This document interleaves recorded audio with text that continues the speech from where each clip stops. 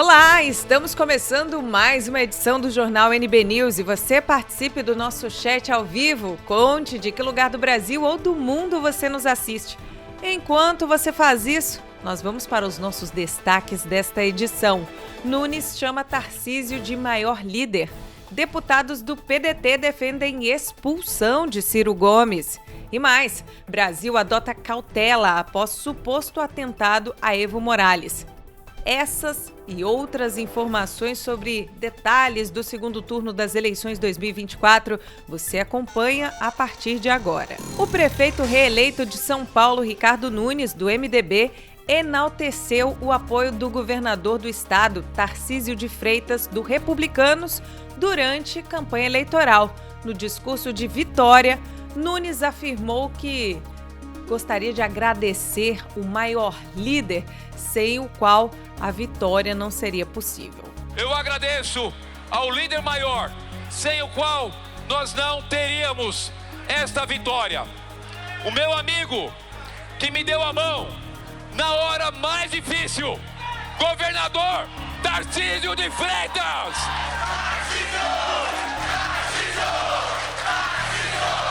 Conte comigo, meu irmão. Com o meu coração, como seu pilar, para todas as construções do seu destino, porque foi o alicerce da minha vitória. Meu querido amigo Tarcísio, eu já provei com o Bruno Covas, não é uma palavra do meu vocabulário. Lealdade faz parte da minha história de vida. E todo esse esforço do prefeito reeleito de São Paulo em destacar a figura de Tarcísio e dar uma apagada na figura de Bolsonaro como líder da direita e também se colocar ali no centro, né? Nem muito para um lado, nem muito para o outro, incomodou o pessoal na web, nas redes sociais. Muitos internautas, especialmente aqueles mais favoráveis ao ex-presidente Jair Bolsonaro, pontuaram e as reiteradas tentativas do centro para substituir Bolsonaro por Tarcísio e também destacaram as falas do prefeito reeleito como uma forma de deixar claro que não tem interesse na direita de Bolsonaro. Ainda sobre eleição em São Paulo, o psolista Boulos, que concorreu com Ricardo Nunes no segundo turno, parece que não terá boas lembranças sobre as eleições deste ano. No primeiro turno, Boulos venceu em 20 zonas eleitorais. Já no segundo turno, o candidato de Lula conseguiu êxito em apenas 3. Piraporinha e Valo Velho, na Zona Sul, e na Bela Vista, no centro. Boulos perdeu não só na periferia, mas também na sua vizinhança. No Campo Limpo, onde mora, o candidato derrotado do PSOL havia conseguido 34,87% dos votos válidos no primeiro turno e havia ficado à frente de Pablo Marçal, do PRTB, que teve 26,24% à época, e Nunes, 24,08%. No último domingo, Boulos conseguiu 48,70%, enquanto Nunes teve 51,60%. Zonas da periferia como Cidade Tiradentes, Guaianeses e São Mateus, na Zona Leste, além de Capão Redondo e Jardim Luiz, na Zona Sul, e Rio Pequeno, na Zona Oeste, Boulos também não conseguiu vencer. Apesar da disputa do segundo turno envolver apenas 2 candidatos, Boulos conseguiu a proeza de ficar em terceiro lugar. O vencedor, Nunes, obteve 3,3 milhões de votos. O segundo lugar foi garantido pelos eleitores que não votaram. 2,9 milhões de eleitores, o que corresponde a 31,54% do eleitorado de São Paulo, simplesmente ignorou o segundo turno das eleições. Já Boulos teve 2,3 milhões de votos. São Paulo atingiu o maior recorde de abstenções da história. Os partidos MDB, Movimento Democrático Brasileiro, de Baleia Rossi, e PSD, Partido Social Democrático, de Gilberto Kassab, foram os que mais conquistaram prefeituras de capitais nas eleições municipais de 2024. Cada um conquistou 5 prefeituras. União Brasil e PL, do ex-presidente Jair Bolsonaro, apareceram em seguida, com 4 prefeituras cada. O PP, Progressistas, de Ciro Nogueira, e do presidente da Câmara, Arthur Lira, e Podemos elegeram 2 prefeitos cada partido. PSB, Partido Socialista Brasileiro, Avante, Republicanos, do governador Tarcísio de Freitas, e PT, do Lula, conseguiram o comando de uma prefeitura cada um. Vale destacar que esse levantamento leva em conta os candidatos que tiveram vitórias nas urnas, independentemente da eleição estar sob júdice, ou seja, até que a Justiça Eleitoral julgue os processos, eles são considerados eleitos. O resultado das eleições de 2024 pode ser considerado positivo para o PL se forem levados em conta os números de prefeitos e vereadores eleitos pela legenda neste ano. Ao todo, o partido do ex-presidente Jair Bolsonaro elegeu 517 prefeitos e quase 5 mil vereadores pelo Brasil. Foram 4.924. Em ambos os casos, as quantidades foram maiores do que o pleito de 2020. Há 4 anos, quando Bolsonaro ainda não integrava o partido, o PL elegeu 351 prefeitos, ou seja, o aumento em 2024 foi de 47,3% em comparação com a eleição municipal anterior. Já o balanço do número de vereadores, a sigla tinha conseguido eleger na última eleição 3.464 parlamentares municipais em 2020, o que significa que em 2024 o acréscimo foi de 42,1%. Neste ano, o PL foi a legenda que mais conquistou prefeituras entre os 103 municípios brasileiros, com mais de 200 mil eleitores. Ao todo, a sigla venceu em 16 cidades, incluindo 4 capitais: Maceió, Alagoas, Rio Branco, Acre, Cuiabá, Mato Grosso e Aracaju, Sergipe. Bolsonaro se filiou ao PL em novembro de 2021, quando ainda era presidente da República. Neste ano, o ex-presidente rodou o país e reuniu multidões para apoiar candidatos do partido. E a ex-primeira-dama Michele Bolsonaro ironizou a derrota da deputada Maria do Rosário, do PT, que concorreu à prefeitura de Porto Alegre, no Rio Grande do Sul, no último domingo. O prefeito da cidade, Sebastião Melo, do MDB, foi reeleito com 61,53% dos votos, enquanto a petista conseguiu apenas 38,47%. No story do Instagram, Michele Bolsonaro compartilhou uma publicação dizendo: "A Mariazinha tentou, mas perdeu, foi de lavada", dizia o post, então, da Michele Bolsonaro. Mesmo antes da contagem dos votos ser encerrada, Maria do Rosário fez um pronunciamento de 9 minutos. A petista agradeceu aos eleitores, lamentou a abstenção de 34,83% e conclamou as forças da esquerda a uma reflexão sobre a eleição em todo o país. O resultado no Brasil deve ser lido pelas forças populares e democráticas como um desafio a ser compreendido, afirmou Maria do Rosário, sugerindo a realização de um seminário. Ao lado de dirigentes do PSOL e do PT, a candidata de Lula, derrotada, contou ter telefonado para cumprimentar Melo pela vitória e se colocou à disposição para ajudar como deputada federal, mas, por outro lado, conclamou as bancadas de esquerda a fazerem oposição ao governo reeleito. Entregamos a esses vereadores a liderança da oposição. Jamais deixarei de estar à disposição da nossa gente, mas a classe popular deve se organizar para cobrar o que foi prometido nessa eleição, afirmou Maria do Rosário. A presidente do Tribunal Superior Eleitoral, ministra Carmen Lúcia, afirmou neste domingo que a Justiça Eleitoral vai fazer uma pesquisa para entender os motivos que levaram à alta abstenção nas eleições municipais deste ano. De acordo com dados finais da votação, o segundo turno teve uma abstenção de 29,26%. significa que praticamente 1 em cada 3 eleitores deixaram de votar. No primeiro turno, o não comparecimento às urnas foi de 21,68%. Abre aspas. Há um aumento de abstenção no segundo turno. Tivemos casos climáticos, outros problemas. Vamos verificar e ver o que podemos aperfeiçoar. Vamos ter que apurar em cada local e trabalhar com os dados, afirmou a ministra durante uma entrevista coletiva para fazer um balanço do segundo turno da disputa de 2024. As eleições deste ano registraram a segunda maior abstenção da história, perdendo apenas para o período da pandemia de Covid-19. Naquela eleição, em meio às restrições sanitárias, o primeiro turno das eleições teve uma ausência de 23,2% dos eleitores e 29,5% no segundo turno. Carmen Lúcia disse que o TSE fez uma pesquisa junto aos tribunais regionais eleitorais para identificar os possíveis motivos e entraves que levaram os eleitores a se ausentarem das urnas. Abre aspas.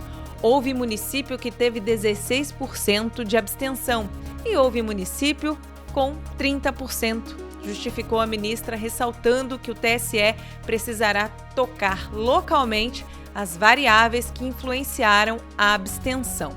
Os locais onde os eleitores mais deixaram de votar foram São Paulo, que teve 31,51% de abstenção, seguido de Belo Horizonte, com 31,95%, Curitiba, com 30,37%, Goiânia, 34,2%, Porto Alegre, 34,83% e Belém, onde 25,19% dos eleitores não compareceram para votar.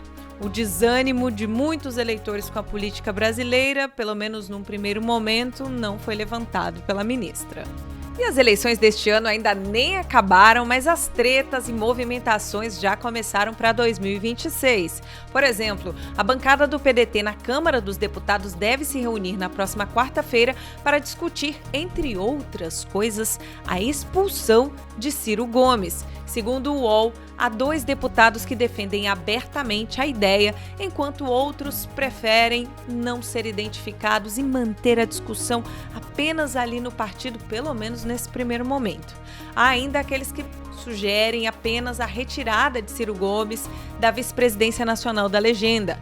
Parlamentares dizem que Ciro está seguindo um outro rumo em comparação à sigla, e entre as acusações, a de que ele agiu contra candidaturas pedetistas nas eleições deste ano e pode prejudicar o desempenho do partido em 2026, quando a legenda vai precisar eleger 13 deputados ou ter 2,5% dos votos válidos para atingir a cláusula de barreira e seguir existindo. O grupo de parlamentares favoráveis ao convite para que Ciro deixe o partido defende, inclusive, que se isso não for tema de concordância entre os parlamentares e o diretório, formalizará um requerimento pedindo análise da exclusão do político. Abre aspas. Eu vou protocolar um pedido de expulsão se isso não avançar de uma forma consensual no partido, é o que afirma o deputado Josenildo do PDT do Amapá. Ainda segundo a reportagem, na leitura dos descontentes com Ciro Gomes, as posições independentes dele têm prejudicado o partido, prejudicarão a performance do partido em 2026 e também afetam a relação do PDT com o governo Lula. Cid Gomes, irmão de Ciro Gomes, disse nesta segunda-feira que Ciro tem acenado para a direita. Segundo ele, o Ciro tem sido simpático à movimentação à direita do ex-prefeito Roberto Cláudio do PDT, que, surpreendendo eleitores e colegas de partido, apoiou abertamente o candidato do ex-presidente Jair Bolsonaro, André Fernandes, nas eleições para a Prefeitura de Fortaleza. Cid também aponta que a postura de Ciro, que preferiu se afastar do embate direto no segundo turno, reflete uma tendência de atuar nos bastidores e orientar aliados que, como Roberto Cláudio, flertam com posicionamentos à direita. Ciro Gomes já foi candidato à presidência da República por 4 vezes, em 1998, 2002, 2018 e 2022. Ciro foi ministro da Fazenda do governo Itamar Franco e ministro nacional da Integração no primeiro mandato de Lula. Além disso, ele também foi deputado federal entre 2007 e 2011, governador do Ceará entre 1991 e 1994, prefeito de Fortaleza de 1989 a 1990, deputado estadual pelo Ceará em 1985 e foi até 1989, além de secretário estadual de saúde entre 2013 e 2014, quando seu irmão, Cid Gomes, foi governador do estado. Com o fim das eleições 2024, movimentações devem ocorrer no governo federal. E de acordo com o jornalista Cláudio Humberto, o PT já tem nome para substituir a ministra Cida Gonçalves do Ministério da Mulher, envolvida em denúncias de assédio moral e racismo. A escolhida deve ser a senadora Tereza Leitão, do PT de Pernambuco, cujo maior trunfo, segundo o jornalista, é o suplente Silvio Costa, ex-deputado bom de briga. Pai do ministro de Portos e Aeroportos, ele seria uma opção para tirar a bancada governista da apatia da qual Lula se queixa tanto, né? Há ali uma apatia dos parlamentares por não brigarem o suficiente por Lula. Cida Gonçalves, ministra da Mulher, que não soube definir o que é uma mulher depois de ser questionada pelo deputado Nicolas Ferreira durante uma sessão na Câmara, é acusada por 17 vezes, junto com sua secretária executiva, Maria Helena Guarese, de racismo e assédio moral. Os relatos foram divulgados no site Alma Preta. Segundo Cláudio Humberto, se a Cida escapar da degola do PT, o partido defende Tereza Leitão no Ministério da Ciência e Tecnologia, pasta hoje chefiada por Luciana Santos, do PCdoB. O partido de Lula alega que a eventual nomeação de Tereza Leitão não reduziria o número de mulheres no ministério, afinal, trocar-se-ia uma por outra. Lula estaria tentando acalmar os ânimos, colocar panos quentes, depois de ser obrigado a demitir Silvio de Almeida, ex-ministro dos Direitos Humanos, um ano depois de ser informado dos assédios sexuais cometidos pelo então ministro. E Lula está só observando a briga entre os esquerdistas bolivianos, pelo menos por enquanto. O governo brasileiro está sendo cauteloso sobre a suposta tentativa de assassinato do ex-presidente da Bolívia, Evo Morales. A orientação, pelo menos por hora, é aguardar as investigações antes de qualquer posicionamento. Uma das preocupações é a disputa política entre Morales e o presidente Luiz Arce, que se acirraram nos últimos dias. O ex-presidente boliviano, Morales, postou neste domingo um vídeo mostrando um suposto ataque a tiros em seu carro. Integrante do Foro de São Paulo e amigo de Lula, Morales, que já foi acusado de estupro e tráfico de pessoas, alega que o episódio foi uma tentativa de assassinato e que pelo menos 14 disparos foram feitos contra ele. O grupo político de Morales responsabiliza o grupo de Arce pelo atentado, enquanto aliados de Arce chegaram a dizer que o ataque a tiros foi, na verdade, um autoatentado. Lula sempre teve um bom relacionamento com Morales em mandatos anteriores, mas também se aproximou de Arce, tanto que fez questão de se encontrar com o boliviano após o presidente andino considerar ter sido alvo de uma tentativa de golpe militar em julho. A advogada Emanuele Alves Ferreira da Silva, que arrastou filhos de desembargadores para o centro de um escândalo de corrupção no Tribunal de Justiça de Mato Grosso do Sul, foi presa em 2018, acusada de usar documentos falsos para tentar aplicar um golpe em um aposentado para receber indevidamente R$5,5 milhões. Mas ela acabou beneficiada por uma decisão do Superior Tribunal de Justiça, que anulou sua condenação ao cravar que não existe o crime de, abre aspas, estelionato judiciário, fecha aspas. Vale destacar que o Tribunal de Justiça do Mato Grosso do Sul sofreu uma grande exposição recentemente depois que 5 de seus desembargadores foram afastados acusados de participarem de um esquema de venda de sentenças. Nos últimos dias, circulou nos veículos de imprensa a notícia da citação de nomes de ministros do tribunal a partir da análise de mensagens e dados no celular do advogado Roberto Zampieri, o lobista dos tribunais, executado com 12 tiros em Cuiabá em dezembro de 2023. No caso de Emanuele, a advogada teria usado documentos falsificados, como notas promissórias e até um termo de confissão de dívida para dar entrada em um processo, alegando que um suposto cliente não tinha recebido o dinheiro da venda de uma fazenda ao aposentado. A advogada respondeu a um processo por estelionato, associação criminosa, falsificação de selo público, falsificação de documento público, falsidade ideológica e uso de documento falso. Ela foi condenada a 3 anos e 6 meses de prisão, mas não chegou a cumprir pena. No Superior Tribunal de Justiça, foi beneficiada por um habeas corpus que anulou a sentença à revelia do Ministério Público. Transferências bancárias feitas pela advogada, no valor de R$380 mil, colocaram a Polícia Federal no rastro dos advogados Rodrigo Gonçalves Pimentel, que é filho do desembargador Sidene Sonsini Pimentel, e Fábio Castro Leandro, filho do desembargador Pascoal Carmelo Leandro. Os advogados são investigados na Operação Ultima Ratio por suspeita de intermediar em venda de decisões no Tribunal do Mato Grosso do Sul. Vamos encerrando então mais uma edição do Jornal NB News. Lembrando que amanhã temos mais um encontro marcado no mesmo horário. Quer deixar o seu like? Deixe o seu like, deixe o seu comentário também. Quer compartilhar? Compartilhe sem moderação. Não esqueça, amanhã tem mais Jornal NB News no mesmo horário. A gente se encontra a qualquer instante. Até a próxima!